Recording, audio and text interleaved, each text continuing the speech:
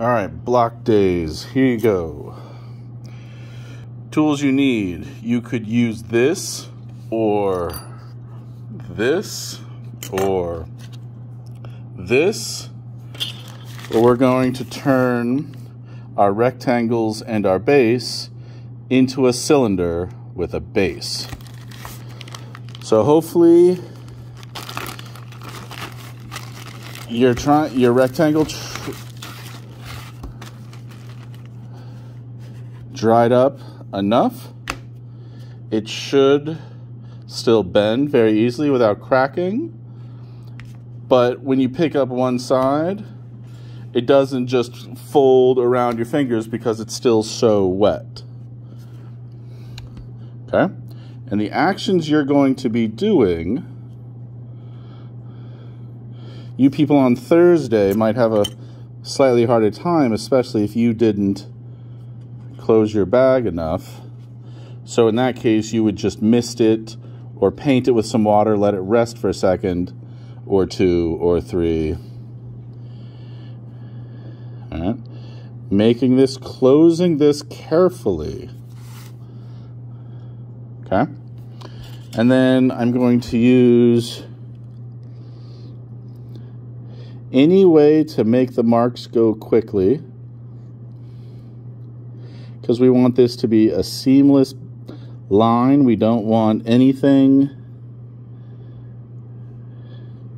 to be seen. That's what I'm going for. You can choose to do it differently as long as it looks good.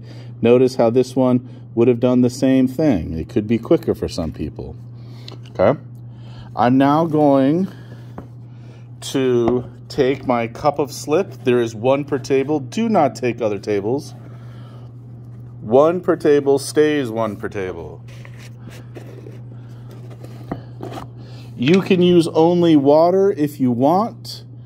If you don't want to wait for the cup of slip, you can get water if you can find a cup. Okay.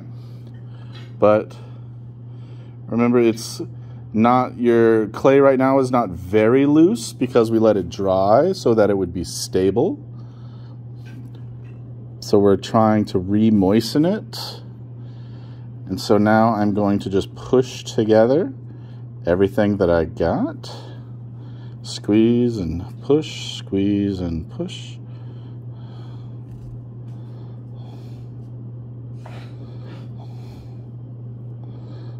Okay.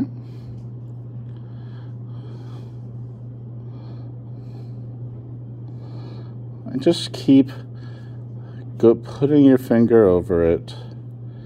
Just keep moving it along, back and forth. Okay. You'll still have, notice on the inside, there's still a line. That also needs to be taken care of. Okay. So that is harder to deal with. So maybe we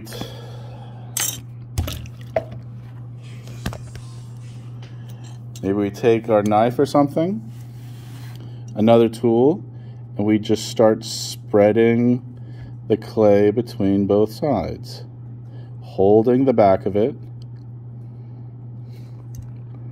Maybe you want to moisten it down,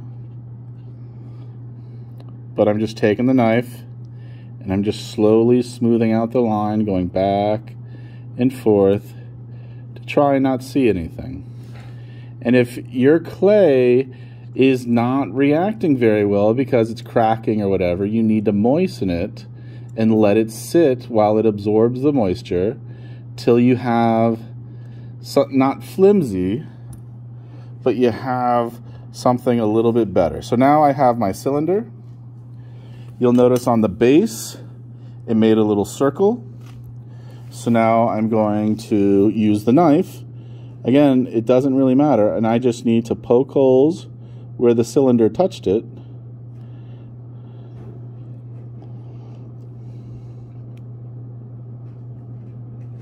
Okay.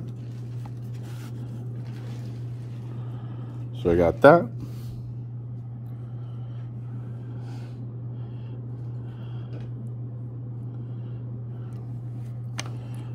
And then just to show you,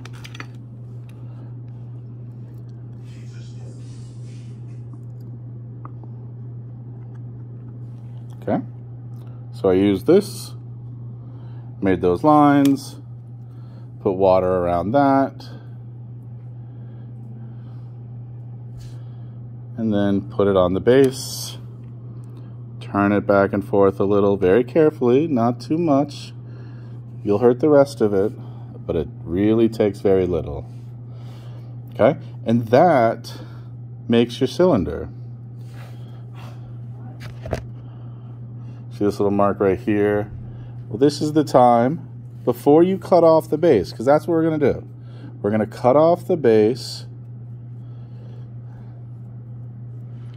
to have the circle.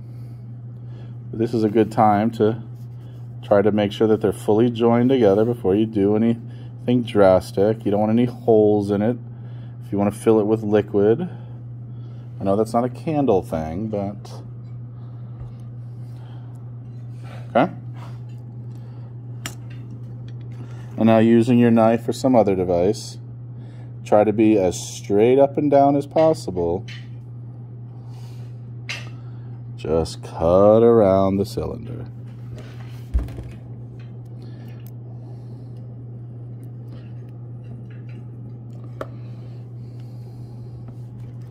Got the circle, got the base. And use the rest of class to make sure that you are attaching the base, getting rid of the lines.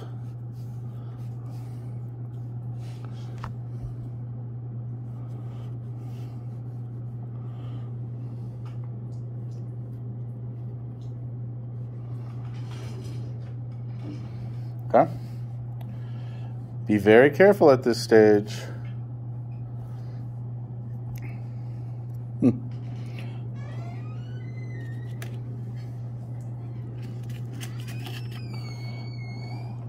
I have this little line right here. I know this is boring, I apologize. So I'm taking this flat edge right here. The knife has a flat edge too.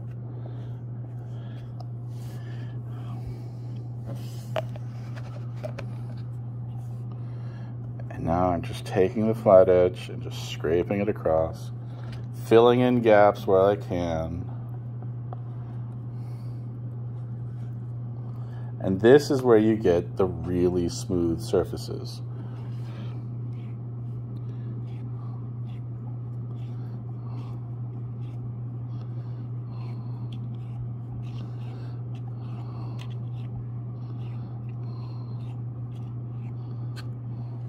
Okay. Filling in the gaps.